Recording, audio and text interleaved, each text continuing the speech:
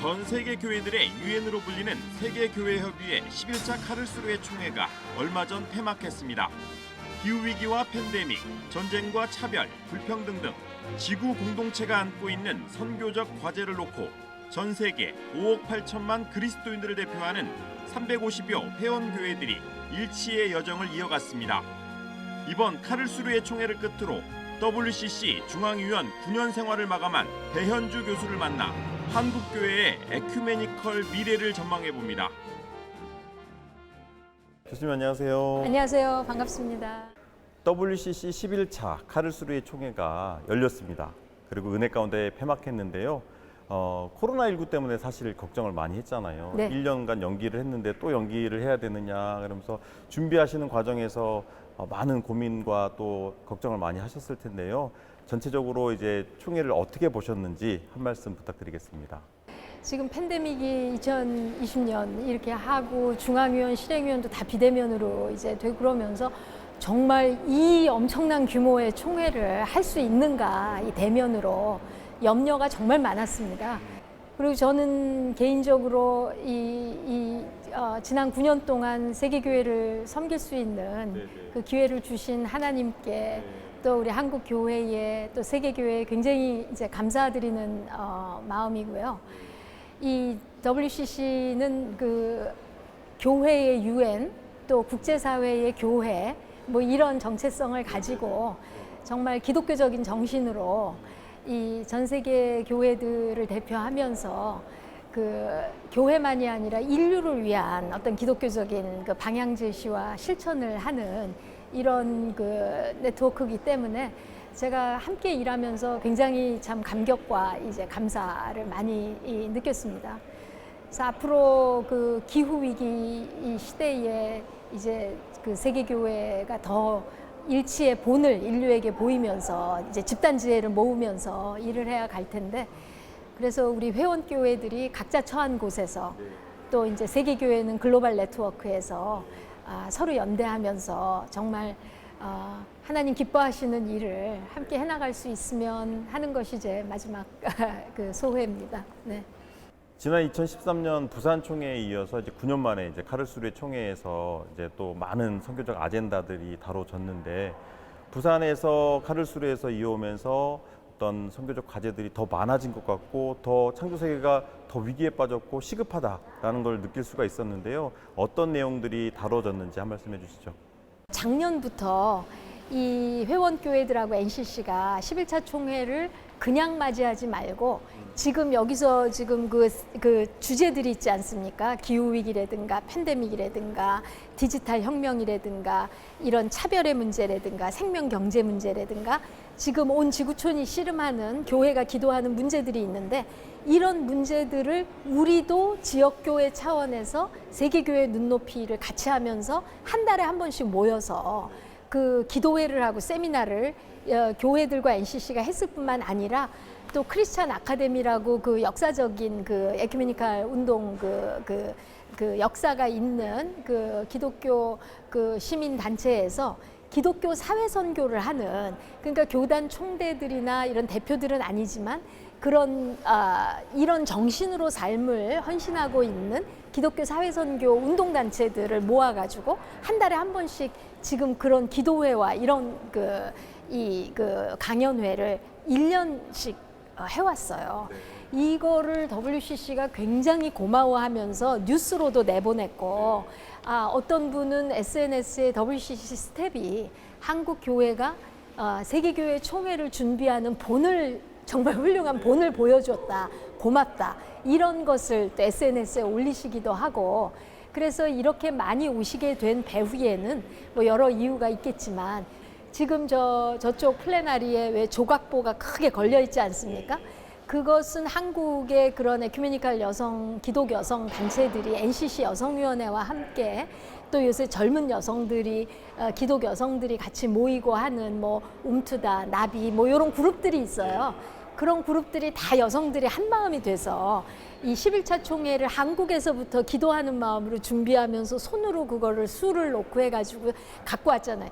그래서 저는 요번에 굉장히 뿌듯한 게 이제는 WCC가 다 끌고 가고 우리가 쫓아가는 단계를 넘어서서, 그러니까 부산에서 칼스루에까지 일어난 가장 큰 변화라고 한다면, 그 여전히 글로벌 이니셔티브 로컬 리스판스라 그럴까요? 이제 그런 역학은 계속 갈 거예요. 교수님은 이제 또 중앙위원으로 또 실행위원으로 활동하시면서 이번 총회 전반적인 그림도 그리시고 프로그램이나 이런 것들을 세세하게 다 신경 쓰시면서 만들어 나가셨잖아요. 그런 거 보시면서 많은 생각들을 하셨을 텐데 거기에 우리 한국 청년들이 많이 보였어요. 한국 그 대표단도 이번에 한 200명 정도 왔다고 하고요. 그런 거 보시면서 마음이 흐뭇하셨을 것 같은데 어떻습니까? 그동안은 한국 이슈 하면은 평화통일 이슈, 이제 그거에 계속 그 도잔소 이후로 1984년 이후로 지금까지 하지 않습니까? 그런데 이제는 평화통일 이슈가 기후위기 문제하고 이 전쟁하면서 기후정의 세우는 거는 불가능한 거거든요. 그러니까 지금 한반도의 평화와 생명을 함께 정착시키기 위해서는 이 민주주의 문제도 또 같이 가야 돼요. 모든 사람들의 참여가 필요하거든요. 그래서 이런 한국이 세계교회하고 한국교회가 관계를 맺는 방식에 있어서 평화 통일만이 아니라 이제는 기후위기 문제, 생명경제 문제, 또 청년들의 참여 문제, 이런 그 다양한 채널들을 이제 열어가는 시대라고 생각이 듭니다. 한국의 에큐메니컬 운동을 더욱 강화하는 것이 이 지구촌 속에서 이 한국의 위상을 이제 더 실질적으로 강화시키는 방법이 될 뿐만 아니라 지금 인류가 처한 여러 가지 도전과 위기를 헤쳐나가는 일에 이렇게 그 한두 나라, 한두 교회의 힘으로 되지가 않지 않습니까? 이 규모 자체가 팬데믹도 그렇고 기후위기도 그렇고 세계 평화, 핵 문제 다 그렇거든요. 그래서 이제 우리 한국도 특히 다음 세대들이 이제는 좀 팀 플레이를 전체를 보면서 이 역할 분담을 하면서 나아가는 21세기형의 이 기독교 운동 방법론을 우리가 좀 갖춰야 되겠다. 이제 이런 생각을 정말 많이 하면서 왔어요. 그러면서 제가 한국 교회가 굉장한 저력이 있고 잠재력이 있고 그리고 지금 세계에서도 이 우리 한국 교회가 이제 젊은 교회인데 2000년 교회사를 놓고 보면 북반구 남반구 사이에서 정말 그 선하고 중요한 에너지를 공급하는 그런 꿈나무 같은 이제 그런 교회로서의 기대를 안고 있다는 것을 제가 참 많이 느꼈습니다. 세계 교회에도 우리 한국 교회의 그 선한 그 영감과 본을 보여서 굉장히 요새 good practice라는 표현을 많이 쓰거든요. 이 세계 교회들에서 그 지역 교회들에서 회원 교회들에서 선한 프랙티스가 나오면 이 WCC 운동이 힘을 얻는 거예요. 우리 한국 교회는 세계 교회에 힘을 줄 수 있는 그 프랙티스를 할 수 있는 훌륭한 분들과 운동이 너무 많으세요.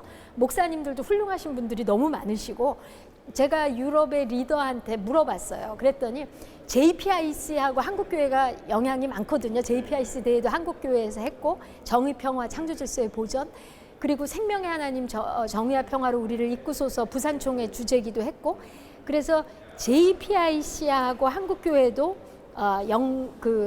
연관이 많아서 JPIC의 리더십도 한국교회가 인도해 주기를 바랄 뿐만 아니라 이렇게 세속화된 시대에 유럽 교회는 JPIC랑은 열심히 하지만 그 로컬 교회들이 많이 약화됐잖아요. 그러나 이 기독교적 정신으로 사회를 변화시키고 하는 놀라운 투신들을 하고 있고 특히 청년 리더십들 요새 어학들도 잘하고 우리 한국의 보배 같은 청년들 너무 많아요. 그러니까 이런 청년들을 에큐메니컬 운동하고 연결을 해서 지금 세계 기구들의 한국 청년들이 스텝으로 많이 가거든요. 그럼 세계 에큐메니컬 기구에도 앞으로 한국 청년들이 많이 스텝들로 나가서 일들을 하셔야 돼요. 그러려면 우리 총회적으로도 이런 그 국내외 에큐메니컬 그 정책을 지금같이 그냥 MOU 맺는 차원에서가 아니라 아까도 말씀드렸지만은 성서학적인 기본 토대서부터 완전히 새로운 어떤 그 신학 교육적인 그 로드맵을 좀 다시 하시고 또 또 청년 지도자 양성 정책과 함께 에큐메니컬 운동 그 정책을 장기적으로 재수립하는 일을 우리 국내에서 하게 되면 우리 한국 국내 청년 리더십들도 키울 수 있을 뿐만 아니라 세계 교회에 그런 인재들을 배출하면서 어마어마한 기여를 앞으로 장기적으로 하실 수 있게 되리라고 생각합니다. 교수님이 직접 바이블 스터디를 또 진행을 하셨어요. 거기서 마음의 에큐메니즘을 강조하셨는데 마음의 에큐메니즘 어떤 겁니까? 아주 좋은 질문을 해주셨는데요. 요번에 그리스도의 사랑이 세상을 화해와 일치로 이끄신다. 이 주제가 사랑, 그리스도의 사랑이 주제로 들어간 첫 번째 그 총회입니다. 그러니까 기독교가 사랑의 종교인데 이제 사랑이라는 주제 자체, 정의, 평화, 이제 이런 것들도 이 기독론적이고 삼일체적인 거는 많이 강조가 됐었는데 어쨌든 그 사랑이라는 이 주제가 들어간 것이 처음이라 이 WCC의 신학자들이 그리스도의 사랑이 거룩한 수직적인 사랑이면서도 그 사랑이 세상에 발현되기 위해서는 수평적인 차원에서 우리 사람들의 마음의 사랑 있지 않습니까? 그리스도의 사랑을 마음에 담는 이제 그 사랑의 실천이 있어야 되겠다 하는 차원에서 이 마음의 에큐메니즘, 그리고 아까 말씀드린 에큐메니칼의 겨울을 이제 극복하기 위해서 에큐메니칼 봄이 오기 위해서는 우리들의 얼어붙은 마음들, 그리고 탐욕과 이기주의에 물든 마음부터 그런 그 그리스도의 사랑으로 이제 자비로운 하나님이 자비로우시니 너희도 자비로우라고 하신 예수님의 그 말씀대로 자비로운 마음을 회복하는 일이 먼저 있지 않으면, 그래서 우리가 참 다 상처가 많은데요. 정말 치유받고 용서와 화해와 이제 일치가 가능한 개개인들의 마음이 이제 마음밭을 기경하는 것이 이제 우선적으로 우리 에큐메니컬 신앙 운동에 선결되는 일이어야 된다. 이제 그런 뜻에서 그 마음의 에큐메니즘을 이제 강조하게 된 건데요. 저는 이게 지금 제가 놀란 게 요번에 리포트를 보니까 부산 총회 때 지금 자연 세계와의 정의로운 평화, 나라 간의 정의로운 평화, 또 경제, 시장에서의 정의로운 평화, 또 공동체 내에서 장애인이든 여성이든 뭐 소수자들을 위한 어떤 그 인권적인 평화, 정의로운 평화, 이렇게 네 종류의 영역의 정의로운 평화를 기준으로 했는데요. 요번에 나온 보고서를 보니까 우리 인류가 지난 9년 동안 엄청난 부익부 빈익부인, 그러니까 부자 나라들은 GDP가 더 어마어마하게 성장하고 부자들은 더 어마어마하게 부자가 되고 기술공학적인 발전은 어마어마하게 됐지 않습니까? 그런데 이 네 영역에서의 정의로운 평화는 다 후퇴를 했다는 거예요. 저는 10차 총회, 11차 총회 성경 공부를 쓴 성서학자거든요. 그래서 참 개인적으로는 굉장히 영광으로 생각합니다. 성경 공부로 제 임기를 마치게 된 거를 굉장히 감사하게 생각하는데, 우리 다 불완전하고 실수도 있고 잘못도 있고 그래요. 근데 이거를 어떤 징벌적 정의의 패러다임이 아니라 요새 평화운동에서 얘기하고 평화교육에서 얘기하는 회복적 정의의 패러다임 있지 않습니까? 잘못한 거는 다시 반성해서 바로 하면 되고요. 우리가 다시 정말 집단지혜로 모을 수 있도록 서로 용서하고 서로 힘을 모아가지고 그 생명의 길을 함께 찾아나갈 수 있으면 우리 한국 요새 한류가 얼마나 떠요. 우리 한국인들에게 그만큼 고난 속에서도 하나님의 은혜로 지금까지 해쳐온 우리 민족이기 때문에 이런 그 신앙의 저력, 이것을 우리가 다시 그 기본 정도를 이제 바로 한다면 우리 땅에서부터 정말